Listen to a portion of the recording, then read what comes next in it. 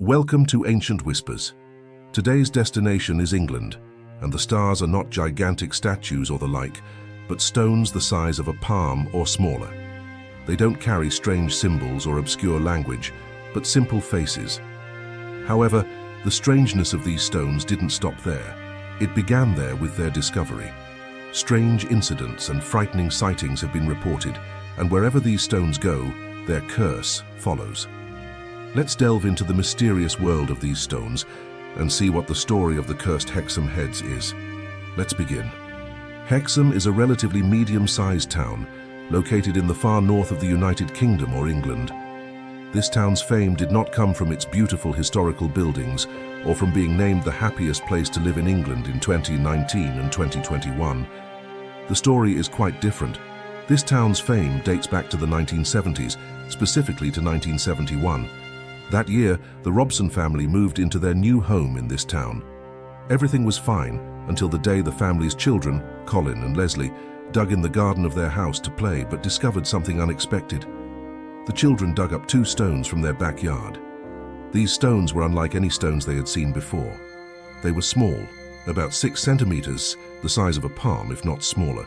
Despite their small size, the stones had carvings, not just any carvings but faces. These faces were why the stones got their names. One of the stones was called the Boy because a face was carved on it, representing a boy's face or skull. And what do you think the other stone was called? Yes, the Girl, for the same reason. A face of a girl with long hair was drawn or engraved on the stone.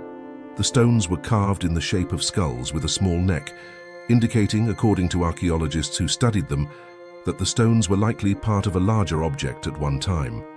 The children took the stones to their parents to report what they had found. The parents did not pay much attention and decided to let the children keep the stones at home, and that's where the horror began. According to various media reports, the stones moved on their own, and bottles of drinks and water were mysteriously thrown around the rooms. It didn't stop there. One of the children began screaming hysterically, drawing the family's attention. The child told his parents that as he walked past the front door, it opened on its own, and a strange creature appeared outside the door. The child reported seeing a creature that was half sheep and half human, which was quite frightening. Of course, the parents went outside, but there was no sign of any creature. Some might say the child imagined this due to the strange events happening in their home.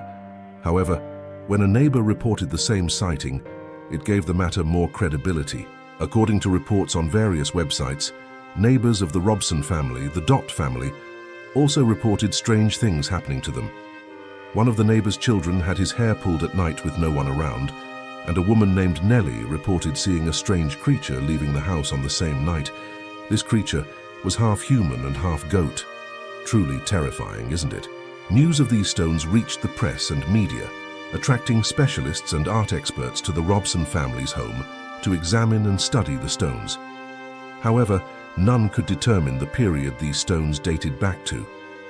The Robson family decided to get rid of these stones, convinced they were the main cause of the terror they were experiencing. Indeed, Dr. Anne Rouse, an expert in Celtic or Gallic artifacts, volunteered to study these stones, especially since they resembled other artifacts and artworks from the ancient Celtic civilization.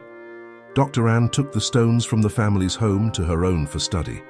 Naturally, the Robson family reported no further incidents or strange sightings after the stones left their home.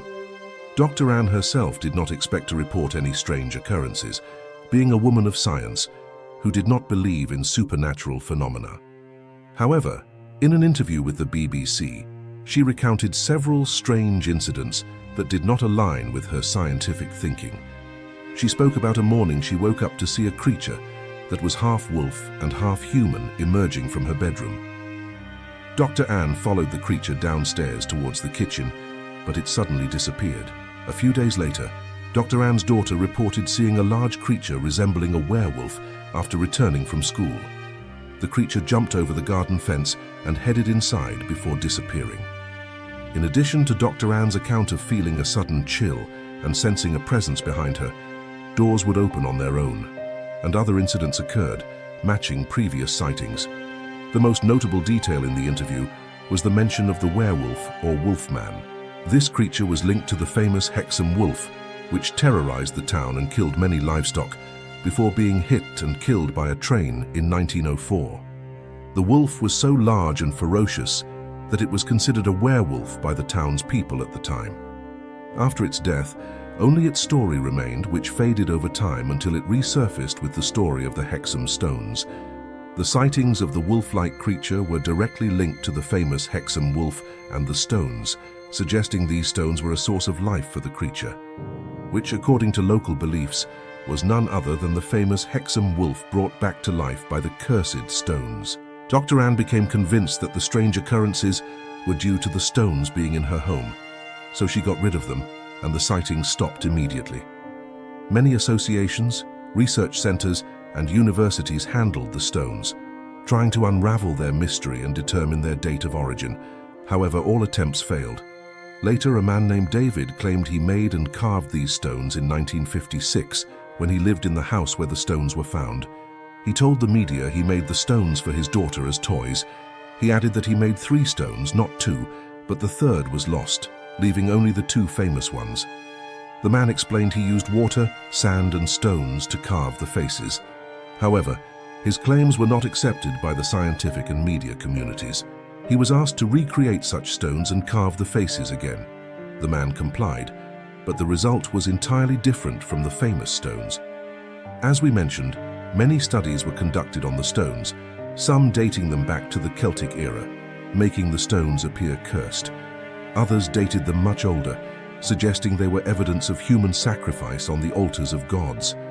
Another theory linked the stones and their related sightings to Norse mythology, specifically to the creature known as the Bolvar, a monster that is half human and half beast, much like the creature Dr. Anne reported. The stones continued to move from place to place until they reached the University of Southampton for study.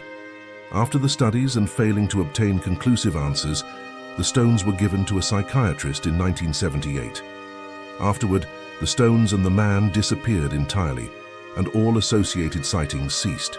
To this day, there is no trace or evidence of the location of these stones, leaving the Hexham Heads a lingering mystery that sparked fear, confusion, and debate. Who will unravel its mystery? Will these stones ever resurface to open the door to questions that were never fully answered? No one knows. Friends, this is what we have about the cursed Hexham stones. If you found this story strange, go ahead and search for it on Google, then return and share your thoughts in the comments.